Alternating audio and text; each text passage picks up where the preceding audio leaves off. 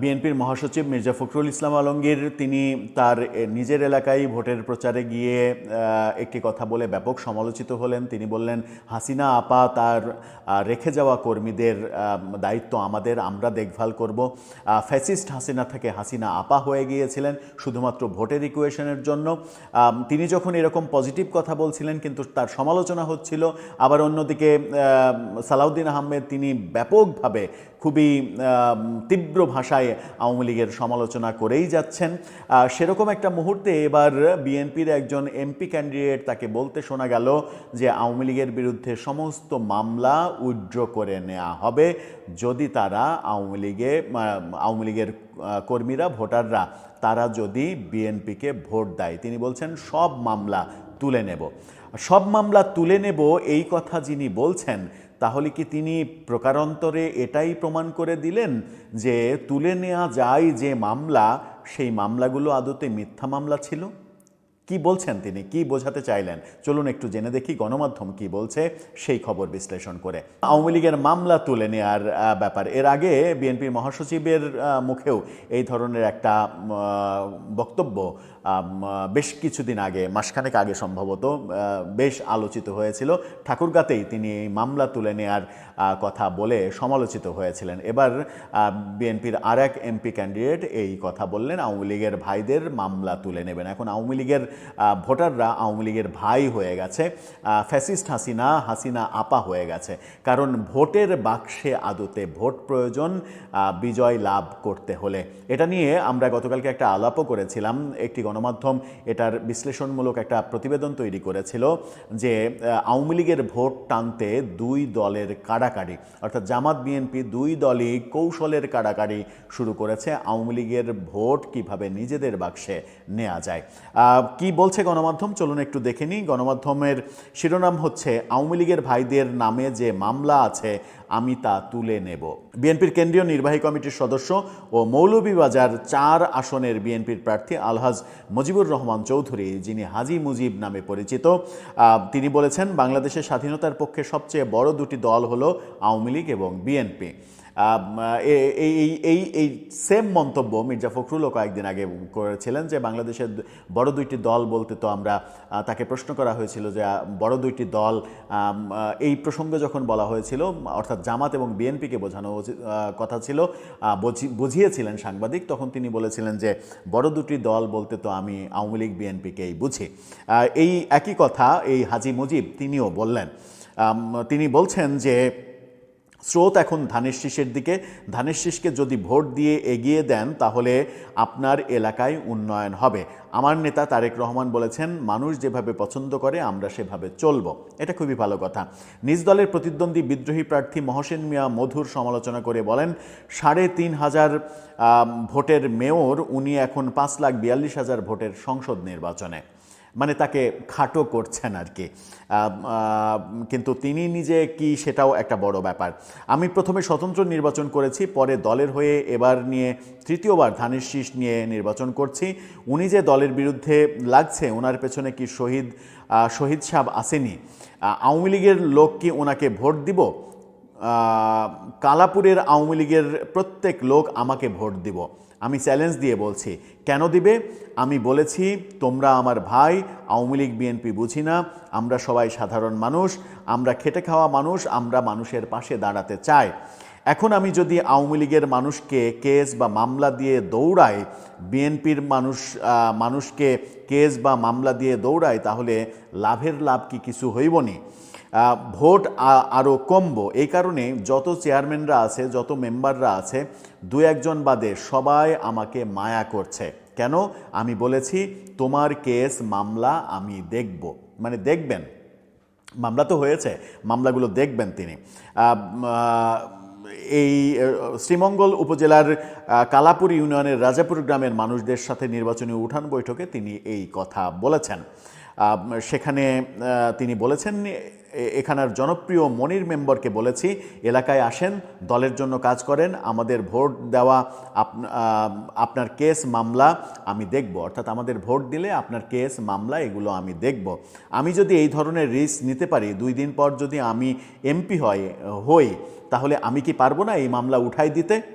আমি কাউকেই হয়রানি করব না। হাজী মুজিব আরও বলেন, সবাই জানে আমি দল মতের ঊর্ধ্বে।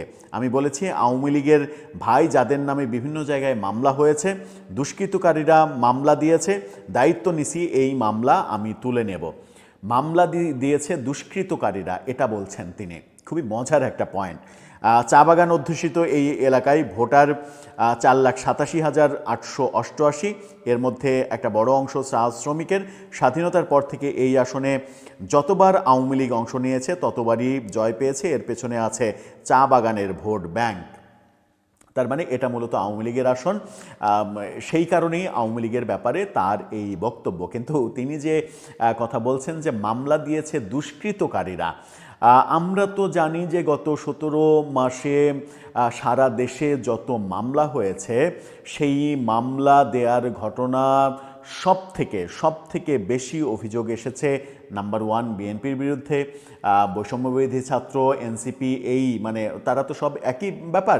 এই প্ল্যাটফর্মের বিরুদ্ধে এই অভিযোগগুলো সব থেকে বেশি। যে অভিযোগগুলো জামাতের বিরুদ্ধে কিন্তু খুবই কম। যদি বিএনপির বিরুদ্ধে সব থেকে বেশি অভিযোগ থেকে থাকে, যারা দোষী তাদের বিরুদ্ধে মামলা দিলে তো আর সমস্যা নেই। যারা অপরাধ করেছে তাদের বিরুদ্ধে তো মামলা দেবেনি, তাদেরকে শায়েস্তা করতেই হবে, তাদেরকে শাস্তির আওতায় আনতেই হবে। কিন্তু যারা অপরাধী না, একটা মামলা হয়েছে, ধরে নেওয়া যায় যে আপনার সেই এলাকার এমপি খারাপ কাজ করেছে কিংবা মানুষকে নির্যাতন করেছে, বিএনপির লোকজনকে ঘরে থাকতে দেয়নি, আপনি এমপির নামে মামলা করেন। কিংবা এমপির চেলাচামুন্ডা আরও 10 জন 5 জন থাকতে পারে, তাদের নামে করেন যারা প্রত্যক্ষভাবে এই কাজগুলো করেছে। কিন্তু সেটা করতে গিয়ে একটা মামলায় যে 400 জন 500 জন 300 জন আসামি করা হয়েছে, এই যে পদ্ধতিগুলো সারা দেশে চলেছে, এটার পেছনে কারণ কি? এগুলোকে দুষ্কৃতকারীরা করেছে। আর তিনি মামলা তুলে নেবেন কিভাবে? যদি তিনি মামলা করে না থাকেন কিংবা তার লোক যদি মামলা করে না থাকে, মামলা তুলে নিতে হলে তো যে মামলা করেছে তাকেই তুলে নিতে হবে, অন্য কেউ তো মামলা তুলে নিতে পারে না। আর মামলা বাতিল করার ক্ষমতা একমাত্র রাষ্ট্রের নির্বাহী ক্ষমতা ছাড়া আর কারো নেই। মানে আদালতের রয়েছে মামলা বাতিল করার ক্ষমতা, বাতিল ঘোষণা করার, আর রাষ্ট্রের নির্বাহী আদেশে মামলা উইথড্র করার ব্যাপার রয়েছে, যে এই সকল মামলা সব মামলা বাজেয়াপ্ত করে দেয়া হলো। তাছাড়া একজন এমপির তো সেই ক্ষমতা নেই, একজন নেতার তো সেই ক্ষমতা নেই। মামলা তুলতে পারেন একমাত্র, তাও কোর্টকে বুঝিয়ে, যিনি মামলা করেছেন তিনি। তো যিনি মামলা করেছেন তিনি যদি তিনি না হন, তিনি নিজে না হন, তাহলে মামলা তুলবেন কিভাবে?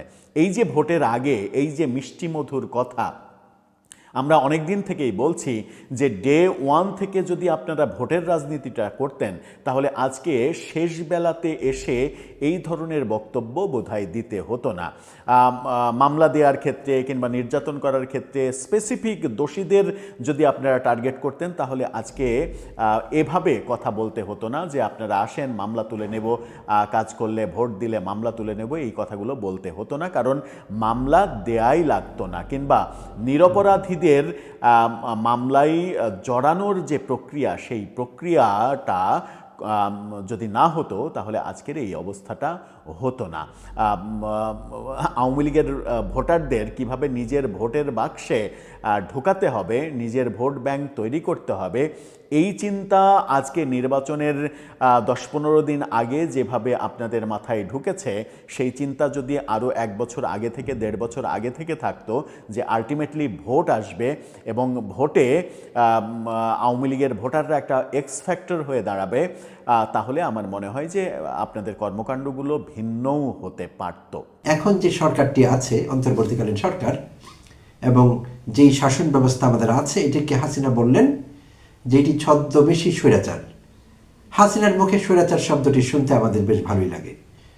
তো শুনলাম ছদ্মবেশী স্বৈরাচার, এবং তিনি বললেন যে সরকার যে বিচারিক কার্যক্রম গ্রহণ করেছে, জুলাই অভ্যুত্থানের হত্যাকাণ্ড বা অন্যান্য মানবতা বিরোধী অপরাধের বিষয়ে যে আদালত গঠন করা হয়েছে, সেই আদালতের বিচারিক কার্যক্রম সীমিত করা হয়েছে। তিনি আরও হয়তো ব্রড চাইছিলেন, সেটি সীমিত করা হয়েছে বলে অভিযোগ করেছেন। শুধু তাই না, আওয়ামী লীগকে এই নির্বাচনে দূরে রাখা হচ্ছে, এই নির্বাচন থেকে, সেই বিষয়ে সমালোচনা করলেন এবং সরাসরি অধ্যাপক ডক্টর মোহাম্মদ ইউনূসকে টার্গেট করে তিনি কথা বললেন যে অধ্যাপক ইউনূসই সব কিছুর জন্য দায়ী। আমরা একটু দেখে নিব শেখ হাসিনা এক্স্যাক্টলি কি বলেছেন তার জবানিতে, তাহলে আমাদের বিষয়বস্তু বুঝতে সহজ হবে এবং বিশ্লেষণটি আরেকটু মজার হবে বলে মনে করছি। হুবু তার কথার থেকে আমরা জেনে নিব। তিনি বলেছেন, দলটিকে নিষিদ্ধ করার কারণে কোটি কোটি বাংলাদেশি কার্যত ভোটাধিকার থেকে বঞ্চিত হবে। তার মতে এই ধরনের পরিস্থিতিতে অনুষ্ঠিত নির্বাচনকে স্বাধীন, সুষ্ঠু ও বৈধ বলা যায় না। ভোটারদের অবশ্যই তাদের পছন্দের দলকে ভোট দেওয়ার পূর্ণ স্বাধীনতা থাকতে হবে, তাদের অংশগ্রহণ নিশ্চিত করতে হবে। হাসিনা বলেন, অন্তর্বর্তী সরকার জানে যদি আমাদের এই নির্বাচনে অংশ দিতে দেয়া হয় তাহলে আমরা বিপুল জনসমর্থন পাব, সেই কারণেই আমাদের নিষিদ্ধ করা হয়েছে। ভুলে গেলে চলবে না, ইউনূস নিজেই বাংলাদেশের জনগণের কাছ থেকে একটি ভোটও কখনো পাননি, বরং নিজের অবৈধ কর্মকাণ্ডকে বৈধতা দিতে দেশের আইন কাঠামো নতুন করে সাজিয়েছেন। শেখ হাসিনা এক পর্যায়ে বলেন, তার সরকারের বিরুদ্ধে যখন আন্দোলন চলছিল তখন তিনি বুঝতেই পারেননি চরমপন্থী উপাদানগুলো আন্দোলন দখল করে নিয়েছে। আমরা সেই সময়কার ঘটনা তদন্তের উদ্যোগ নিয়েছিলাম, কিন্তু প্রফেসর ইউনূস ক্ষমতা এসে তা বাতিল করে দেন। এই সিদ্ধান্তই হচ্ছে মূলত আন্দোলনের পেছনের উদ্দেশ্য। এখানে তিনি বিদেশি হস্তক্ষেপের প্রসঙ্গ টেনে আনেন। দেশের আইনশৃঙ্খলা পরিস্থিতি প্রসঙ্গে হাসিনা অবিলম্বে সাংবিধানিক শাসনের পুনঃপ্রতিষ্ঠা এবং সব দলের অংশগ্রহণের স্বাধীন ও সুষ্ঠু নির্বাচন আয়োজনের দাবি জানান। যাতে আইনশৃঙ্খলা পরিস্থিতির অবনতি আর না ঘটে, তার মতে আমরা যে সহিংসতার সাক্ষী হচ্ছি তা হলো নির্বাচিত নয় এমন এক প্রশাসনের সরাসরি ফসল, যার কোনো জনপ্রিয় ম্যান্ডেট নেই, যা কিনা আমাদের রাজনীতিকে চরমপন্থী গোষ্ঠীর হাতে যেতে দিয়েছে। সংস্কার আনার বদলে অন্তর্বর্তী সরকার চরমপন্থী গোষ্ঠীগুলোকে ক্ষমতাসীন অবস্থানে উন্নীত করেছে। আজকের বাংলাদেশে আইন শৃঙ্খলার কোনো ছায়াই নেই। সরকার নিয়মিতভাবে সহিংসতার বিরুদ্ধে দৃঢ় পদক্ষেপ নিতে ব্যর্থ হয়েছে। হাসিনা বলেন, ধর্মনিরপেক্ষতা, বহুত্ববাদ এবং গণতান্ত্রিক মূল্যে প্রতিষ্ঠিত হয়েছিল বাংলাদেশ। জামায়াত ইসলামী ও অন্যান্য চরমপন্থী গোষ্ঠীর পুনর্বাসন আমাদের দেশের মূল কাঠামোর জন্য হুমকি। হাসিনা বলেন, এটি কোনো তাত্ত্বিক উদ্বেগ নয়, ইতিমধ্যে তা দৃশ্যমান। তিনি আবার উল্লেখ করেন, জামায়াতের উত্থানের সঙ্গে সঙ্গে ঐতিহাসিক সত্যের ইচ্ছাকৃত ক্ষয় হয়েছে। সুপ্রিয় দর্শক, এই তো তার গতানুগতিক বক্তব্য শুনলেন।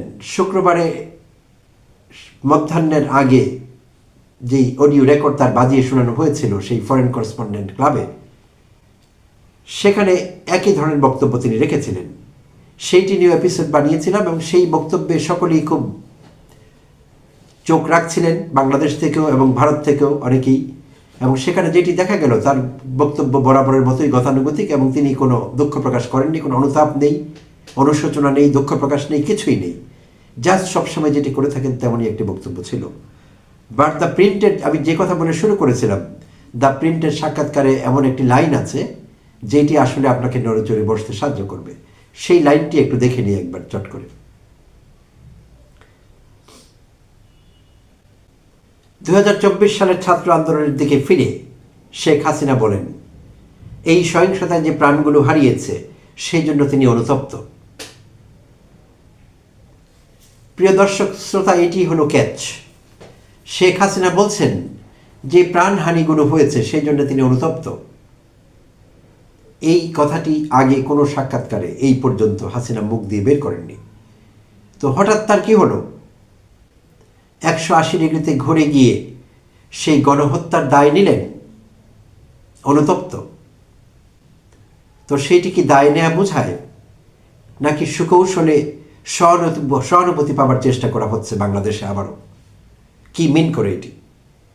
তো যারা আমাকে দেখছেন এবং শুনছেন, দয়া করে কমেন্টে জানাবেন আপনার কাছে এটি কি মিন করে। এই যে হাসিনা বললেন আমি অনুতপ্ত গণহত্যার জন্য, গণহত্যা বলেননি, যে প্রাণহানিগুলো হয়েছে সেগুলোর জন্য আমি অনুতপ্ত। আমাদের তো জানা আছে 1400+ মানুষের প্রাণহানি হয়েছিল, 1400-ও কিছু বেশি। যদিও সরকারি হিসেবে এটি জাতিসংঘের স্বাধীন তদন্ত রিপোর্টের কথা বলছি, আর অন্তর্বর্তীকালীন সরকারের হিসেব কিন্তু আলাদা। 1000-এরও নিচে দেখানো হয়েছে, তারা হয়তো বের করতে পারেনি, বাট জাতিসংঘ ঠিকই বের করেছে, 1400+ বলা হয়েছে। তো এখন শুক্রবারে একই দিনে যে অডিও রেকর্ড তার আমরা শুনলাম, সেখানে তিনি আবার দাবি করছিলেন জাতিসংঘের আরেকটি তদন্তের কমিটি, নতুন তদন্ত রিপোর্ট তদন্ত কমিটি। তো ইতিমধ্যে যেই আমি 1400 হিসেব দিচ্ছি, সেটি আপনারাও জানেন, এটি কিন্তু জাতিসংঘের তদন্ত কমিটির রিপোর্ট। তো এখন তিনি বললেন তিনি অনুতপ্ত। আসলে কি তাই?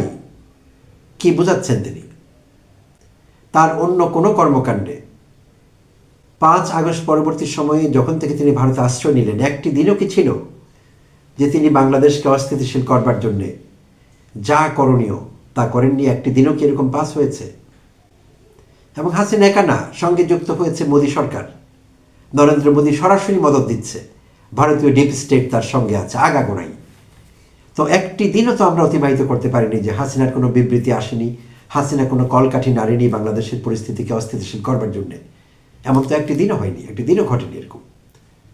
তো সেই হাসিনা যদি এখন হঠাৎ করে বলেন তিনি অনুতপ্ত, এবং তিনি আবার বলছেন যে আওয়ামী লীগকে বাদ দিয়ে নির্বাচন সেটি কোনোভাবে সুষ্ঠু হবার কোনো লক্ষণ নেই এবং সুষ্ঠু হবে না, অবাধ ও নিরপেক্ষ নির্বাচনই পারে বাংলাদেশের পরিস্থিতিকে স্বাভাবিক করতে। হাসিনার মুখে কেমন লাগে শুনতে এগুলো? এত বড় প্রহসন কি হয় পৃথিবীতে? পরপর 3টি নির্বাচন, 14, 18 এবং 24, 3টি নির্বাচন। 3টি নির্বাচন হলো প্রহসনের নির্বাচন, যে নির্বাচনে একটি মানুষ ভোট দেয়নি। আমরা কুকুর বিড়ালের লাইন দেখেছি, ভেড়া ছাগল ঘুরতে দেখেছি ভোট কেন্দ্রগুলোতে। তো সেই নির্বাচন করেছিলেন হাসিনা, আর তিনি বলছেন সুষ্ঠু নির্বাচনের কথা। তার মুখ থেকে আমাদের শুনতে হচ্ছে সুষ্ঠু নির্বাচন, অবাধ ও সুষ্ঠু নির্বাচন এবং অংশগ্রহণমূলক নির্বাচন, এবং এইটি ছাড়া নাকি আমাদের কোনো বিকল্প নেই। এবং সেই নির্বাচন অধ্যাপক ইউনূসের সরকারের কাছ থেকে পাওয়া যাবে না, বর্তমান ইসি সেই নির্বাচন দিতে পারবেন না। তার অডিও রেকর্ডে আমরা সেগুলো শুনেছিলাম। তো অডিও রেকর্ডের বেশিরভাগ কথাই দ্য প্রিন্টকে দেওয়া সাক্ষাৎকারের সঙ্গে মিলে গিয়েছে। যা কিছু এখানে পৃথক আছে, ব্যতিক্রমী যা তিনি এখানে বলেছেন, সেটি হলো জাস্ট ওই লাইনটুকু, যে প্রাণহানি ঘটেছে সেই জন্য তিনি অনুতপ্ত। তো এইটিকে কি আমরা কোনো আনুষ্ঠানিক বিবৃতি হিসেবে নেব? না, নেবার কি সুযোগ আছে? যদি তার আনুষ্ঠানিক বিবৃতি এটি হতো, তাহলে তো বাংলাদেশের মানুষের উদ্দেশ্যে তিনি একটি অডিও রেকর্ড করতে পারতেন। সবসময় যেরকম করছেন, কলকাঠি নাড়ছেন বাংলাদেশকে অস্থিতিশীল করবার জন্যে, পরিস্থিতি বিগড়ে দেবার জন্যে, তার পরিবর্তে এরকম আরেকটি অডিও রেকর্ড আমরা শুনতে পারতাম, ভিডিও রেকর্ডও হতে পারত, এবং আওয়ামী লীগের ওয়েবসাইট থেকে সেটি প্রচার করা যেত, এবং সেটি হতে হতো আনুষ্ঠানিক, জনগণকে উদ্দেশ্য করে, এই দেশের মানুষকে উদ্দেশ্য করে, যে আমি গণহত্যা করেছি, আমার সরকার অন্যায় করেছে, সে অন্যায়ের জন্য আনকন্ডিশনালি আমি ক্ষমা চাইছি, আমি অ্যাপোলোজাইজ করছি, আপনারা আমাকে মাফ করুন, এরকম হতো ভাষাটি। তো ভারতীয় গণমাধ্যমের কাছে দেওয়া এবং তার পছন্দের দেশে থাকা, তিনি এখন পছন্দের দেশে আছেন, পছন্দের দেশের পছন্দের গণমাধ্যমে দেওয়া সাক্ষাৎকার, জাস্ট ছোট্ট কয়েকটি শব্দ, আমি অনুতপ্ত, এটি কি যথেষ্ট? হাসিনা যা করে গিয়েছেন, এখনও যা করছেন, এবং হাসিনা পুরো দেশের সার্বিক পরিস্থিতি যেভাবে যতটা খারাপ করেছেন, সেটি কাটিয়ে উঠতে বাংলাদেশের কত যুগ লাগবে? তো এই উত্তর হয়তো হাসিনার কাছেই আছে। তা আমরা জানি না আগামী দিনে হাসিনার কাছ থেকে আমরা কি আচরণ আশা করতে পারি, কি বক্তব্য আশা করতে পারি। এইটিকে কেন্দ্র করে হাসিনা ভবিষ্যতে কোনো আনুষ্ঠানিক অ্যাপোলজি দিতে চাইছেন কিনা জানি না, এটি সেইটির একটি ট্রেলার কিনা বা টিজার কিনা। আমাদের হাসিনা হয়তো টেস্ট করছেন যে এরকম একটি সফট অ্যাপোলজি দিয়ে দেখি, বা অ্যাপোলজি দেবার ভান করে দেখি বাংলাদেশের মানুষ কীভাবে রিয়্যাক্ট করে। এই জন্যই হয়তো তিনি এই কয়েকটি শব্দ উচ্চারণ করেছেন। বাট এটিকে চূড়ান্ত বিচারে তার কোনো আওয়ামী লীগের পক্ষ থেকে বা তার পক্ষ থেকে অফিসিয়াল অ্যাপোলজি ভাববার আমাদের কোনো কারণ নেই। আমরা বুঝতে পারছি না যে কেন নিতে হবে, বিষয়টা কিন্তু তাই আসলে। সো মতামত জানাতে ভুলবেন না, আপনারা কি ভাবছেন, আপনাদের কি প্রতিক্রিয়া আমি জানবার জন্য অপেক্ষা থাকবো। নিশ্চয়ই জানাবেন এই বিষয়টিকে আপনারা কিভাবে দেখছেন। নতুন কোনো ষড়যন্ত্র, নতুন কোনো ফাঁদ? খুব তাড়াতাড়ি আমরা জানতে পারবো এই বিষয়ে, আশা করছি। সুপ্রিয় দর্শক, অসংখ্য ধন্যবাদ এবং শুভকামনা জানবেন। আবারও কথা হবে খুব তাড়াতাড়ি অন্য কোনো এপিসোডে।